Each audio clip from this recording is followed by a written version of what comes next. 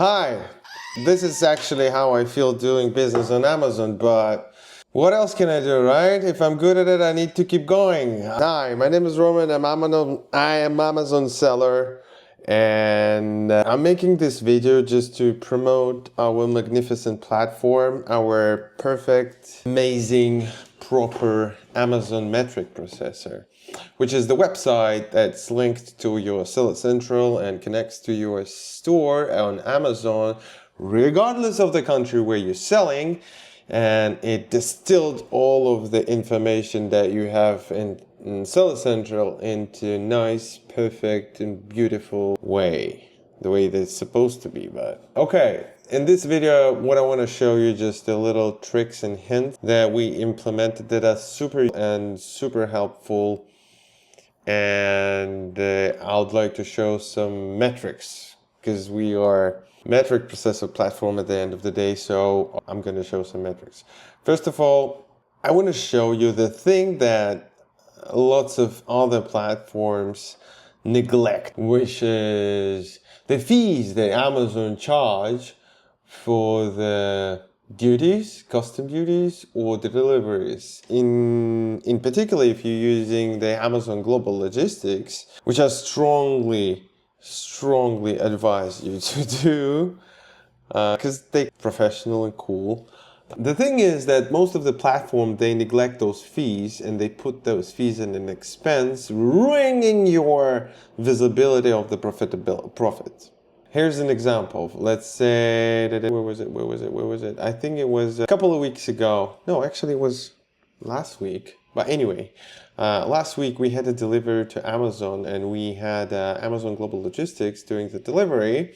So Amazon subtracted 21,000 from our account. In other words, all of the amounts that are supposed to be disbursed to our bank account are held on Amazon. So Amazon just took them in order to pay the fees for the delivery.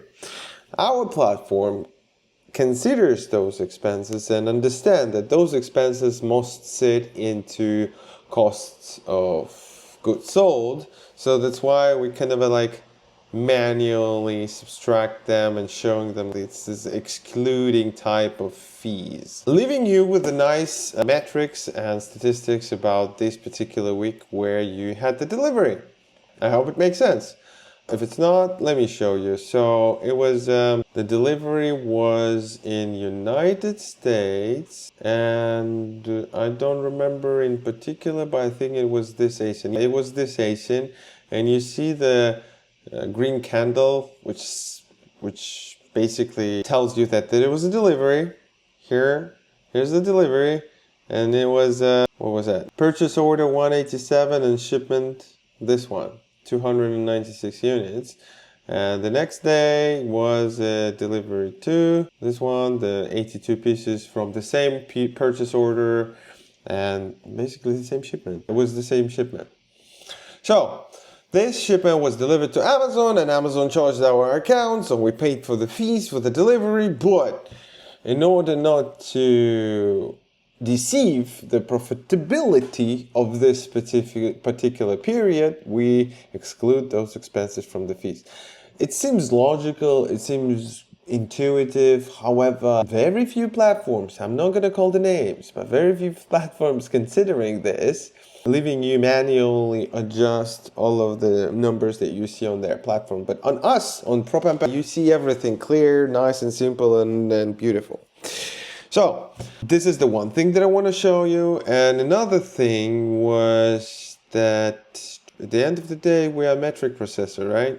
I want to show you the metrics. So this is the metrics for the United States marketplace.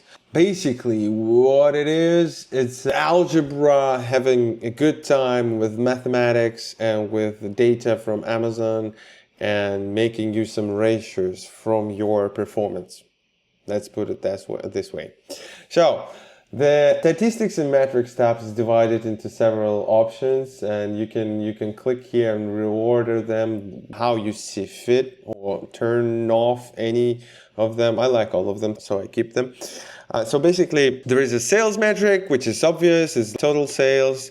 This is divided into organic and advertising sales. It's pretty straightforward, but The cool thing is that you can click this arrow and see all of your parent ASINs within this number. Also, you can basically highlight all of the columns that you want to highlight, and it gives you the numbers right here. Hello, Excel fans. If you're out there, here's your tool that you always wanted.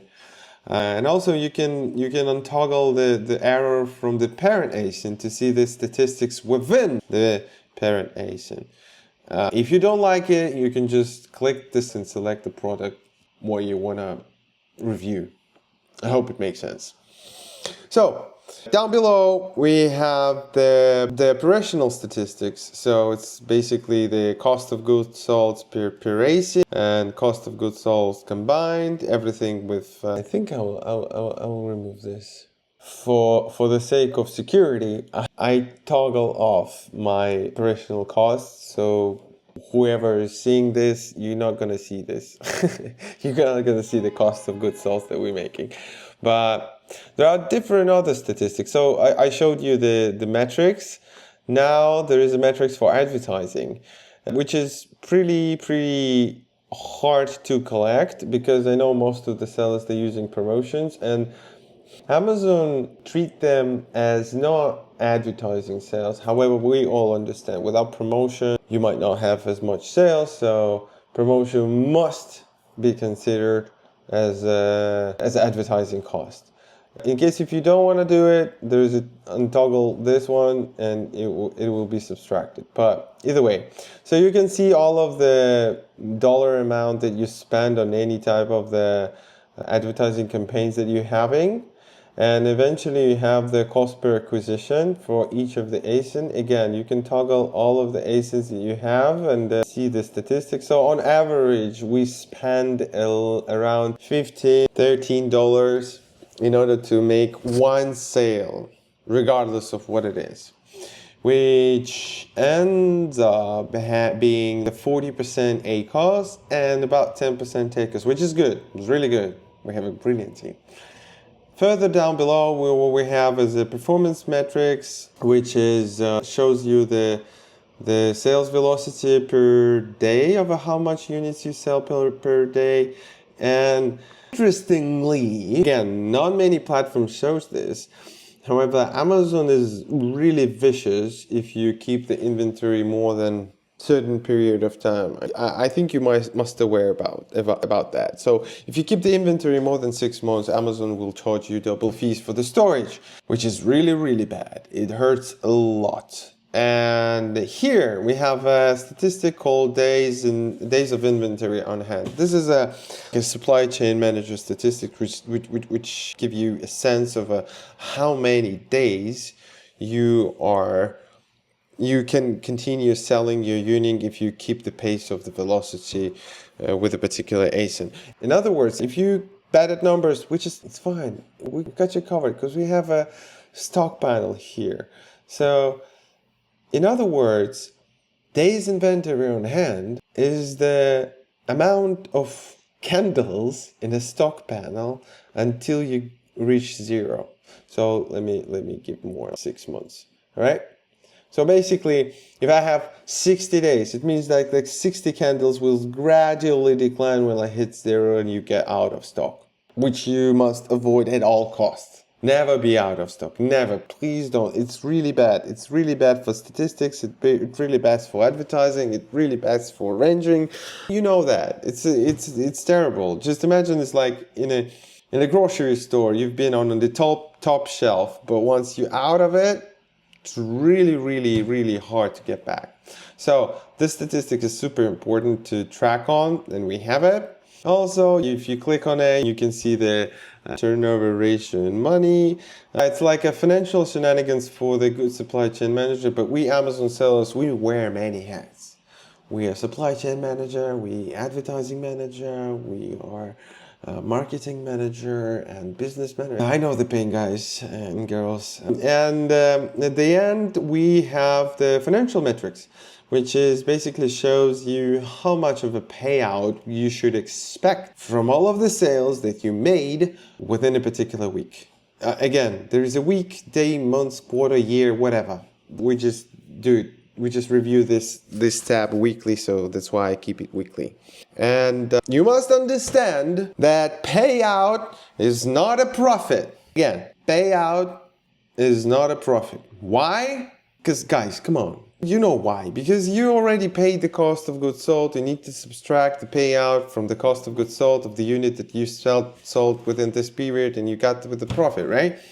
So that's why we have here the profit and loss. How well did you perform this week? And and there is a return cog. So the one particular thing that some of the sellers neglect, but it's really crucial to understand. I'd rather show it on the Sunkey chart. Oh, where's the Sunkey chart? Sunkey chart. So we go back to Mission Control Center and opening up. What I was explaining is a return of the cost of goods sold. So essentially what's happening is when you have a return, it's gone. You lost the money. In most of the cases, not 90, 80% chance that you lost the money. However, when the unit is being returned to Amazon Fulfillment Center and Amazon grade this as a sellable condition and put it back on sale, technically what you got to do is to bring back the cost of goods sold. So this is exactly what we're doing. So we're taking the amount of inventory that's been returned as a sellable condition and put it back to the gross revenue. This is what we have here, right? So logically speaking, there might be a situation where you perform really poorly within a week. However, if the Amazon received the returned units in a sellable condition and their cost of goods sold significantly high enough, you might be in a position where it'll be profitable. Yes, I hope it all makes sense. And the last two statistics is a contribution margin. We call it profit and loss per piece. It's a contribution margin. We will rename it. So it's essentially how much money you make within a particular sale.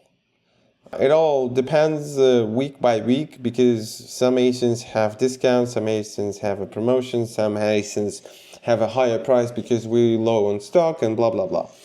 And lastly, we have the margin per unit, margin per week. What is the margin? Like how well did we work?